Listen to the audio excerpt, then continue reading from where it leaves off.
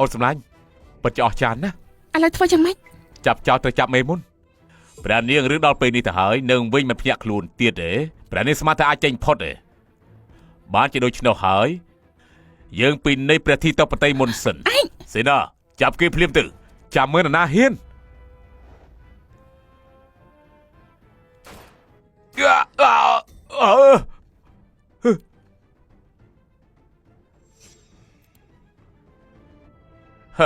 កពេចកពុកដូចជាពួកឯងអញ្ចឹងចង់ប៉ះយើងផងហ៎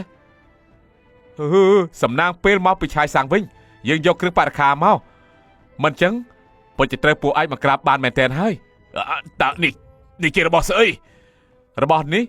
ជាវត្ថុទិព្វរបស់គ្រួសារយើងយ៉ាងម៉េចឯងចង់សាបមើលហ៎មេគ្រូធំឯងនេះបើថ្ងៃនេះមិនមែនដើម្បីជួយព្រះនាងយើងច្បាស់ជាបាច់ឯងស្លាប់ខាត់ទេអើយឯងហ៊ានបាច់លោកបីទ្រព្យធំហងអីឯងពិតជាអើយយើងស្អប់អ្នកចេះដឹងដូចជាពួកឯងនេះណាខ្លាយមកនៅមានអ្នកណាចង់សាទៀតមនុស្សដូចជាពួកឯងនេះមិនដែលឃើញរបស់ទំនើបមែនកាភ្លើងមួយដាប់ធ្វើឲ្យពួកឯងភ័យដល់ថ្នាក់ហ្នឹងមានតែទេពកោសលនិងគុណធម៌ស្អីទៅតាមយើងយល់គឺចោមសៀតទេមកថ្លៃពួកយើងគឺជាគ្រួសារតែមួយនិយាយគ្នាទៅថ្ងៃនេះយើងចង់ឃើញរាជសារបណ្ដាំរបស់ព្រះអង្គពិតប្រាកដឲ្យលឿនយករាជសារពិតប្រាកដចេញមកភ្លាមប្រធានទៅប្រទេស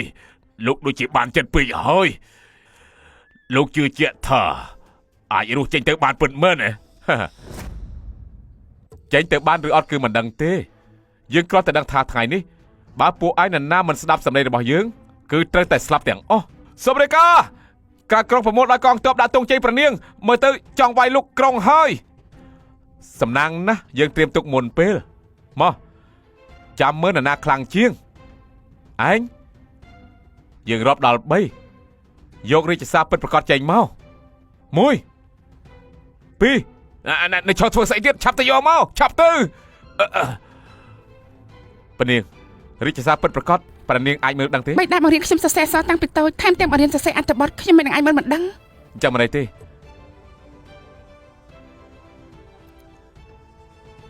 ថ្ងៃនេះ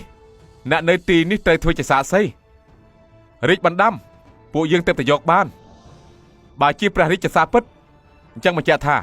នេះជាអក្សររបស់ព្រះអង្គហើយប្រសិនបើនរណាមិនហ៊ានធ្វើតាមរាជបញ្ជារបស់ព្រះអង្គអញ្ចឹងសួរកំភ្លើងនៅក្នុងដៃរបស់យើងយល់ព្រមឬអត់ជាពិសេសគឺឯងយ៉ាងម៉េចរាជសារពិតទេនេះជាព្រះរាជសារពិតល្អអូនសំឡាញ់អានឲ្យលឺទៅអូនសំឡាញ់អានទៅម្នាក់នោះព្រះបត្រាទី2លោកអានទៅ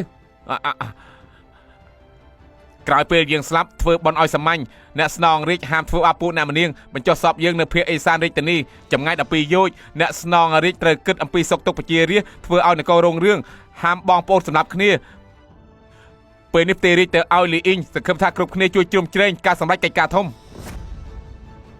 ពេលនេះផ្ទេររាជទៅឲ្យលីងអ៊ីសង្ឃឹមថាគ្រប់គ្នាជួយជ្រោមជ្រែងសម្រេចកិច្ចការធំសូមក្រាបថ្វាយបង្គំព្រះអង្គសូមក្រាបថ្វាយបង្គំព្រះអង្គសូមក្រាបថ្វាយបង្គំព្រះអង្គ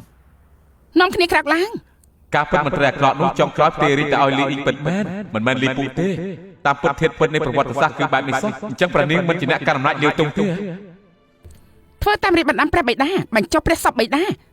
លីពូនឹងស៊ឺម៉ាទៅចៅយកទៅឃុំខ្លួនរងចាំកាត់ទោសចប់ហើយគេខ្លាចជាព្រះអង្គថ្ងៃក្រោយពិបាករស់នៅហើយក្បែរខ្សាត់ដូចក្បែរខ្លាថែមទាំងជាមេខ្លាទៀតលោកកំពុងនិយាយអីអត់ទេព្រះអង្គគឺទូបង្គំសរសើរព្រះអង្គតាបន្តិចទៀតចាំចាត់ការលោកចាំមិនដែរសូមឲ្យព្រះអង្គមានប្រជញ្ញយឺនយូរអាយ៉ាឈប់លេងទៅឆាប់ក្រោកឡើងអរប្រគុណព្រះអង្គលោកចាំមិនហើយអីលោកគ្មានគុណធម៌ហ៊ានលួចវាយឆ្មក់កុំនិយាយច្រើនឲ្យអូនដឹងពីខ្សែតេភ្លេងតូរបស់បង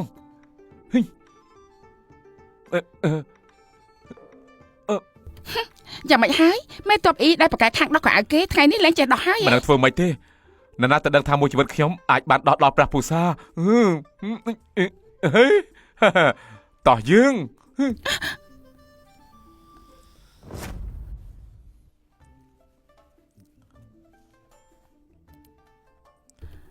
ខ្ញុំទៅបាក់អង្គប្រជុំហើយត្រូវហើយផ្ដល់ងារអីឲ្យលោកទៅល្អ មិនបាច់ទេមនុស្សដូចជាខ្ញុំចូលចិត្តសេរីភាព ទេពក៏សោតដូចលោកបានប្រប្រានកមិនគួរឲ្យស្ដាយទៅហើយទេ ព្រះអង្គខ្ញុំមិនមកព្រះអង្គតែម្នាក់ទេក្រៅមិញនេះសុទ្ធតែរបស់ព្រះអង្គខ្ញុំនឹងចង់បានស្អីទៀត មកចតាលោកមិនតូចទេណោះ មនុស្សដូចជាខ្ញុំនេះពីដើមមកគ្មានឆន្ទៈធំអីទេព្រះអង្គកុំភ្លេចផ្ដល់ក្តីសុខដល់រាជកាត់បន្ថយពន្ធអភិវឌ្ឍសេដ្ឋកិច្ចទៅ